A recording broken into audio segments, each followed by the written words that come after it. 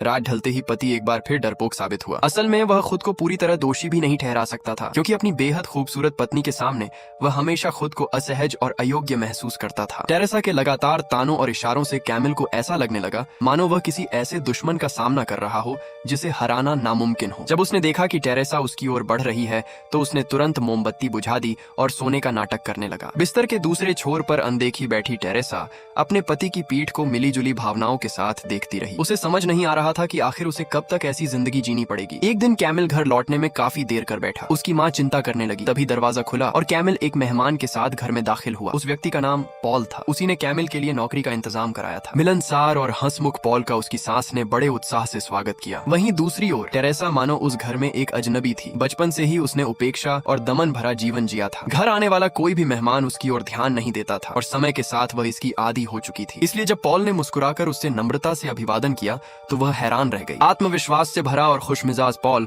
उसे पहली ही नजर में आकर्षित कर गया। अपनी मजेदार बातों से पॉल ने बहुत जल्दी पूरे परिवार का दिल जीत लिया। बातों बातों में उसने अपने अतीत का एक किस्सा सुनाया। उसने बताया कि कभी वह चित्रकारों के लिए न्यूड मॉडल के रूप में काम करता था। एक दिन उसके पिता ने उसे एक नग्न मॉडल की पेंटिंग के लिए पोज देते हुए देख लिया। घबराहट में उसके पिता सीढ़ियों से गिर पड़े। हालांकि उन्हें गंभीर चोट नहीं आई, लेकिन उस घटना के बाद उन्होंने पॉल की आर्थिक मदद करना बंद कर दिया। ये कहानी सुनते समय टेरेसा की नजरें कुछ पल के लिए पॉल से मिली और उसका दिल जोरों से धड़कने लगा। अपनी घबराहट छिपाने के लिए वह तुरंत वहां से उठ गई। कैमिल ने उसकी इस प्रतिक्रिया को मेहमान के प्रति बेरुखी समझा और धीरे से उसे डांटते हुए कहा कि उसे मेहमान का ठीक से स्वागत करना चाहिए। उसे बिल्कुल अंदाजा नहीं था कि टेरेसा की बेचैनी की वजह सिर्फ पॉल की मौजूदगी थी। अगले दिन पॉल कैमिल का चित्र बनाने के लिए फिर आया। जब टेरेसा भी उनके साथ मौजूद थी तो पॉल हल्के फुल्के मजाक करता रहा। दोनों के बीच ज्यादा बातें नहीं हुई, लेकिन उनकी नजरें बार बार एक दूसरे से टकराती रहीं। कैमिल, जो इस पूरे माहौल से पूरी तरह अनजान था, ये समझ ही नहीं पाया कि जिस दोस्त पर वह सबसे ज्यादा भरोसा करता है वही उसकी पत्नी के साथ नजदीकियां बढ़ा रहा है। पॉल की बातें धीरे धीरे टेरेसा के उन जज्बातों को जगा रही थीं, जिन्हें उसने वर्षों से अपने भीतर दबा कर रखा था। कमरे में बढ़ते तनाव को तभी विराम मिला जब उसकी सास अचानक अंदर आ गई। तेज नजर और समझदार पॉल पहले ही समझ चुका था